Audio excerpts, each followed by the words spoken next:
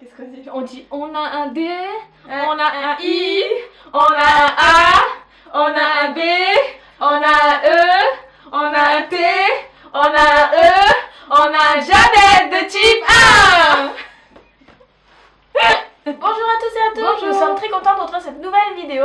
Comme vous l'avez vu sur Facebook, nous sommes partis à New York pendant 6 jours. Vous avez été très nombreux à suivre nos vacances en direct sur Facebook. Et vous avez été aussi très nombreux à nous poser plein de questions sur New York, quand on y allait, avec le diabète, etc. Et donc dans cette vidéo, on va vous expliquer un petit peu notre organisation avec le diabète pour faire ce voyage à New York. Que ce soit avant le voyage, pendant ou alors après.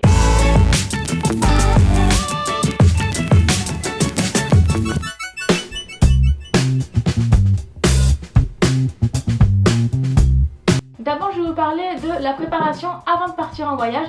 Comme vous avez dû le voir sur Facebook, on a posté une photo avec tout le matériel qu'on prenait.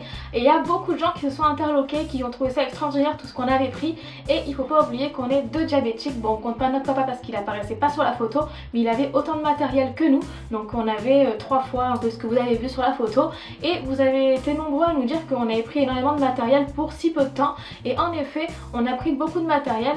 Sur la photo, vous avez dû voir qu'on a pris nos pompes à insuline, nos capteurs, notre insuline aussi, et en cas où notre pompe tombe en panne, on a pris les stylos et aussi les flacons d'insuline, et on a pris aussi au cas où le capteur tombe en panne, donc un capteur de rechange, et on a pris également tout ce qui peut tourner autour de la panne de capteur, donc les aiguilles pour se piquer, les lancettes, les lotopiqueurs, etc.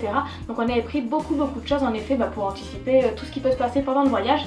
Il ne faut pas oublier que quand on est en voyage, parfois pour se fournir en matériel c'est un petit peu compliqué, donc nous on a voulu anticiper au maximum et on avait mis notre matériel chacun dans notre valise, et du coup on avait 3 valises différentes, 3 sacs différents avec du matériel, comme ça si jamais on perdait une valise ou un sac, on avait toujours le matériel de quelqu'un d'autre pour remplacer. Avant de partir également, on est allé chez le docteur, chez l'endocrinologue, qui nous a fait aussi un certificat médical avec tout le matériel dont on a besoin d'habitude. Il nous a également fait un document en anglais qui précise tout le matériel qu'on doit garder avec nous dans l'avion, et donc ce matériel dans l'avion on l'a mis dans notre sac à dos et on l'a bien gardé avec nous tout le long. Une fois que la valise était prête, on s'est rendu à l'aéroport. Donc il faut savoir qu'on a pris l'avion à Marseille, qu'on avait fait une escale à Paris, puis qu'ensuite on est allé à New York. Donc à Marseille on a déposé le bagage en soute, ensuite on a fait passer la vérification des bagages, etc. Donc on a posé tout dans les cagettes là pour ordinateur, téléphone, pompe et tout. Ensuite on a gardé sur nous l'omnipod et le capteur parce qu'on peut pas les décoller, et on est passé sous le portique. Il n'y a pas eu de sonnerie de particulier, il n'y a pas eu de problème particulier ni de vérification. Souvent les personnes connaissent plutôt bien, donc quand ils voient un truc collé, ils demandent ce que c'est, on peut leur répondre rapidement une pompe, un capteur pour le diabète, et puis voilà, ils ne vérifient pas forcément trop ce que c'est.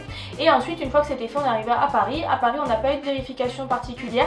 Après de temps en temps on a des vérifications aléatoires, vous savez quand ils nous crottent le petit papier sur les mains, tout ça pour voir s'il y a des poudres, des drogues, des machins. Donc du coup on en a eu certains qui ont eu des vérifications comme ça. Et ensuite on est arrivé à New York. Donc à New York, pour arriver à New York, il faut savoir que déjà il faut avoir son passeport, c'est normal. Et puis de façon administrative, il faut aussi avoir un document qui s'appelle le document ESTA. C'est en fait anciennement le visa. C'est pour avoir une autorisation d'accéder au pays américain. Et du coup, dans cette demande ESTA, il y a des questions. Donc on vous demande le nom, le prénom, avec qui vous partez, où est-ce que vous allez loger, l'adresse exacte, pourquoi vous partez en vacances. On vous demande plein de choses.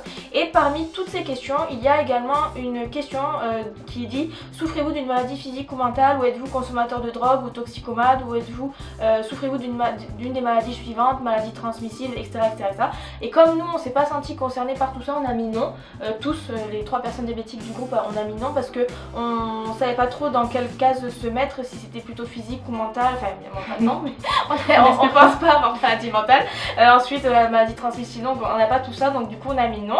Et arrivé à New York, on nous demande la vérification passeport, document ESTA, puis ensuite ils nous mettent les empreintes, ils nous demandent pourquoi on vient, si on a dans les bagages de la viande, des produits voilà, des plantes, des choses comme ça. Donc là on répond, ils nous demandent un petit peu des choses du style pourquoi on vient, combien on va dépenser d'argent, des choses comme ça. Et ensuite une fois que c'est fait, on est passé sans problème, et ils nous ont pas du tout posé de questions sur le diabète ni quoi que ce soit de particulier. En tout cas le diabète n'a pas posé de problème pour passer la douane américaine. Et donc pour ce voyage à New York, on est parti de Paris vers à peu près 15h, et on est arrivé à New York, il était 16h, donc il y a un décalage horaire de 6h. Et du coup ce petit décalage qui nous a fait partir de Paris à 15h, arriver à 16h à New York, ça paraît rien comme ça, mais en fait c'était assez compliqué à gérer parce que dans l'avion finalement on est resté 8 heures qui ont finalement fait 1 heure si on regarde l'horaire de départ et l'horaire d'arrivée, et on a fait pratiquement que manger dans l'avion. Voilà, on nous a servi un repas, on nous a servi une collation pendant tout le long, les hôtesses de l'air passent pour nous faire boire, etc. Bon, c'est passé très vite, mais du coup c'est assez compliqué de gérer ça. Il a fallu qu'on se fasse pas mal d'insuline pendant ce voyage en avion, surtout qu'on bouge pas, on est assis dans un fauteuil, et donc on est arrivé là-bas à New York. Donc le décalage horaire de 6 heures, nous on l'a géré de la manière suivante. Vu qu'on est sous pompe à insuline, on a juste changé dès notre arrivée l'heure de la pompe à insuline pour le mettre à l'heure de New York, l'heure du capteur aussi.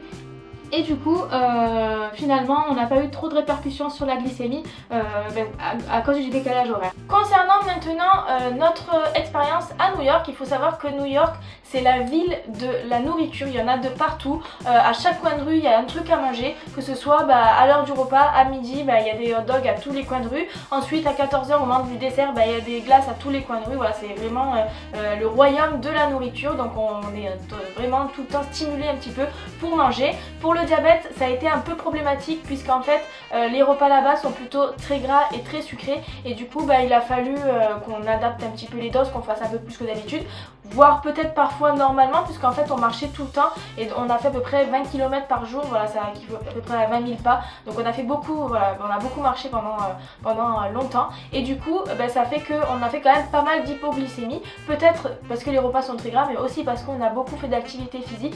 Parfois on avait tendance un peu à jouer un peu sur la basale, à la baisser un petit peu pour éviter justement de faire ces hypos, parce que sinon on se gavait dessus toute la journée.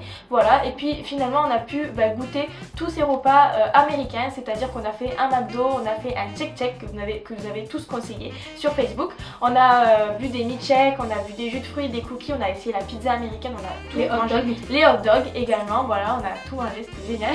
Donc voilà, on n'a pas pris de poids parce qu'on a beaucoup marché, et on a couru aussi à Central Park. Mais voilà, donc on a mangé toute la nourriture américaine. Parfois ça posait problème, notamment la nuit, parce que souvent les repas du soir qui étaient très gras avaient souvent une incidence un peu plus tard dans la nuit, donc souvent les glycémies montaient très haut la nuit, donc il fallait voilà, faire des insulines la nuit. Mais du coup voilà, à part ça, sinon les glycémies elles ont été plutôt bonnes. Si on vous retrouve nos courbes, on vous les mettra juste ici pour que vous puissiez voir. Une fois que les 6 jours à New York étaient terminés, on a dû rentrer en France, et donc là on a dû passer par la douane américaine.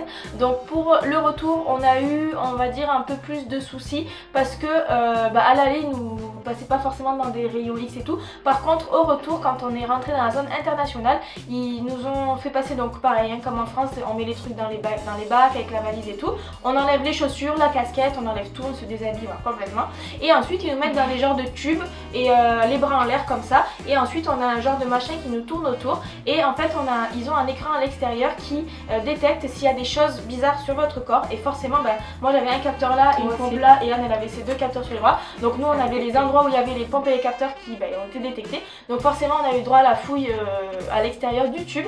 Quand ils tombaient sur la pompe ou le capteur, on leur disait, en anglais bien entendu, que c'était une pompe à insuline et un capteur pour le diabète, et là on n'avait pas le droit à d'autres questions, voilà, ils connaissent très bien là-bas tout ça, donc il n'y avait aucun problème particulier. De toute façon, s'il y en avait eu un, on aurait eu le document en anglais avec voilà, le mot du médecin, avec toute la liste des choses qu'on doit avoir, donc ça n'aurait pas posé problème du tout. Et enfin concernant le vol du retour, alors comme à l'aller, on a passé 8 heures à peu près dans l'avion, on a fait pareil, que manger, que boire, etc. Mais ce qui a été le plus compliqué à l'arrivée en France, ça n'a pas forcément été le décalage horaire non plus, parce qu'on a changé nos pompes à insuline et nos capteurs l'heure, on a mis l'heure de France, donc ça n'a pas eu forcément d'incidence sur la glycémie. C'était surtout la fatigue, parce que quand on arrive en France avec le décalage horaire, on est complètement décalé, on a le sommeil complètement décalé, et donc du coup on s'est retrouvé à être fatigué à 2h de l'après-midi, à vouloir faire une grosse sieste et à pas dormir de la nuit juste après, et donc on peut vous dire que ça a été très compliqué pour le reportage de M6 d'ailleurs un jour après, mais bon voilà, c'est juste ça vraiment qui nous a posé problème à la fin du voyage, pas forcément le diabète mais juste la fatigue. Voilà, donc on espère que cette vidéo vous aura plu, on espère j'espère qu'on aura répondu à toutes vos questions que vous posiez sur ce voyage aux États-Unis. Si jamais on en fait d'autres de voyages, on vous fera d'autres vidéos pour vous parler un petit peu de tout ça. Peut-être que les expériences sur d'autres voyages seront différentes. Si jamais vous avez des expériences sur des voyages que vous avez fait aux États-Unis ou alors dans d'autres pays, n'hésitez pas à nous les dire en commentaire, notamment tout ce qui est contrôle aux aéroports, mais également le décalage horaire, parce que là nous on a testé dans un sens mais c'est peut-être différent dans un autre, donc n'hésitez pas à nous dire ça en commentaire. Et puis si vous avez d'autres questions, n'hésitez pas à le dire, comme ça on pourra y répondre sans problème.